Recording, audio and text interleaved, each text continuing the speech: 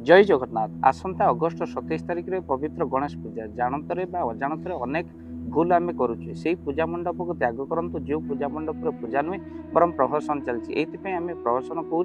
कहीं एवं गणेश पूजा पूजा जी प्राधान्य न दि जाऊँगी मेलोडी भसाणी आमे मैंने मद मांस खाई 7 दिन ही काटी दौचु। गणेश पूजा एवं कंटेस्ट चलती गोटे जगह 30 फुट मेढ़ हेले आमर ये 35-40 फुट करने को पड़ो तो जबरदस्ती चांदा आदाय करा ये गणेश पूजा नुहे बरम प्रहसन। प्रथमतः यही पूजा से मंडप को त्याग करूँ जो पूजा मंडप केवल प्रहसन चली गणेश को नहीं आम